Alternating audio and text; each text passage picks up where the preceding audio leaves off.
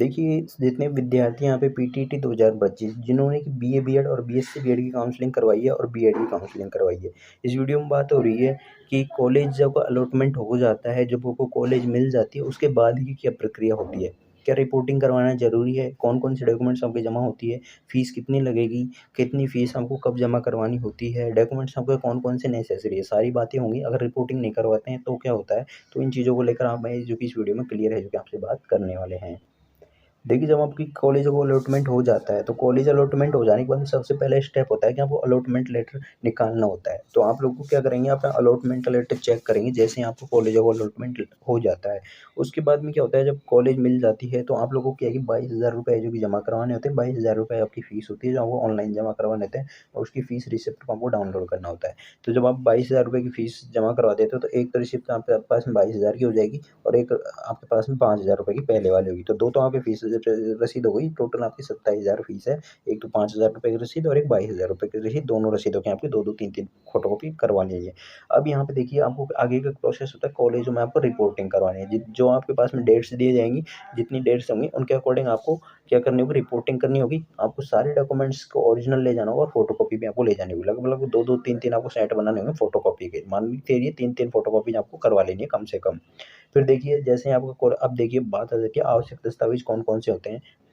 Fees जमा करवा दी, fees जमा करवाने के बाद में वो कॉलेज में जाना होता है रिपोर्टिंग के लिए। अब कॉलेज में रिपोर्टिंग के लिए कुछ डॉक्यूमेंट्स ले जाने होते हैं, जिसमें कि पहला डॉक्यूमेंट्स होता है पीटीटी का अलॉटमेंट लेटर, जो कि आपको पीटीटी की वेबसाइट से ही डाउनलोड करना है। ऑफिशियल लेटर आपको है जो कि वहाँ पे जमा करवाना होता है। उसके बाद में यहाँ पे एक-एक करके डॉक्यूमेंट्स आपको बताए गए हैं, जैसे कि पीटीटी का एडमिट कार्ड है, एडमिट कार्ड हो गया और पीटीटी का रिजल्ट कार्ड हो गया। जो आपका रिजल्ट आया वो पेज और पीटीटी का जो एडमिट कार्ड है वो भी आपको सँभाल के रखना है। पीटीटी की काउंसलिंग का जो एप्लीकेशन फ़ॉर्म है, जो आपने भी काउंसलिंग करवाई है, उसका एप्लीकेशन फ़ॉर्म को प्रिंट आपने रखा होगा, तो वो एप्लीकेशन फ़ॉर्म आपको चाहिए होगा। उसके बाद में आपको 22,000 रुपए की अपनी फ़ीस की रसीद हो गई और 5,000 रुपए वाली फ़ीस रसीद हो गई। यहाँ पे 5,000 रुपए वाली इन्होंने नहीं लिखी, तो 22,000 रुपए की रसीद और 5,000 रुपए की रसीद। फिर 10वीं की मार्कशीट और 12वीं की मार्कशीट, और उनके साथ में अगर आप सीबीएसई से हैं, तो उनके साथ में आपको माइग्रेशन मिला होगा और वो सर्टिफ़िकेट आपको चाहिए होंगे। और अगर हम लोग बीएड कर रहे हैं, तो आपने ग्रेजुएशन की होगी, तो ग्रेजुएशन की मार्कशीट भी आपको चाहिए होगी। अगर नहीं है मार्कशीट, अगर ओरिजिनल नहीं है, तो फ़ोटोकॉपी निकाल लें और उसको आपको जमा करवानी होगी। फिर आपको अपनी टीसी है जो भी जमा करवानी होगी, टीसी भी आपको निकलवा के लेके आनी है। आपको अपना चरित्र प्रमाण पत्र भी चाहिए होगा। फिर आपको अपना जो मूल निवास प्रमाण पत्र है, इसके अलावा जो कास्ट सर्टिफ़िकेट है, जैसे कि एससी, एसटी, ओबीसी आपकी जो भी कैटेगरी है, उसका अगर आपके पास में कास्ट सर्टिफ़िकेट है, तो वो आपका लगेगा। ईडब्ल्यूएस सर्टिफ़िकेट है, तो ईडब्ल्यूएस सर्टिफ़िकेट लगेगा। और इनकम सर्टिफ़िकेट आपको स्कॉलरशिप के लिए है, जो कि बनवा लेना है अभी से, तो इनकम सर्टिफ़िकेट यहाँ पे आपको नेसेसरी है। नेक्स्ट आपको यहाँ पे बता दिया जाता है, जैसे कि आधार कार्ड आपको ले जाना है साथ में, और 4 से 5 फ़ोटो आपको है जो कि साथ में ले जानी होगी।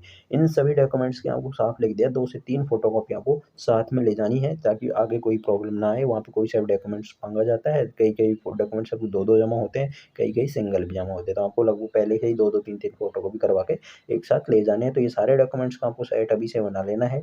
जैसे ही पीटीटी का अलॉटमेंट लेटर आ जाता है, तो अलॉटमेंट लेटर डाउनलोड करना है और ये सारे डॉक्यूमेंट्स रेडी करने हैं, फ़ीस जमा करवानी है और अपने कॉलेज में रिपोर्टिंग ज़रूर करनी है। जो विद्यार्थी कॉलेज में रिपोर्टिंग नहीं करते हैं, तो उनकी जो है कॉलेज में एडमिशन कैंसल हो जाता है, उनकी सीट निरस्त कर दी जाती है।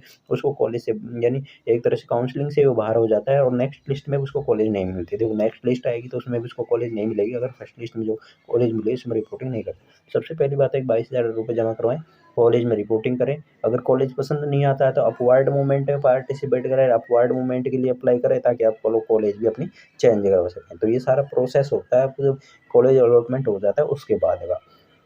और देखिए, आपको कोई तरह की समस्या आती है तो आप लोग कमेंट करके बताएँ। आपको इस चैनल के माध्यम से पीटीटी रिलेटेड सारी अपडेट दी जाती है। अगर आपने अभी तक अपना बीएड का ग्रुप, पीटीटी का ग्रुप जॉइन नहीं किया, तो वो जॉइन कर लें। नीचे डिस्क्रिप्शन में उनके लिंक जो भी आपको दे दिए हैं।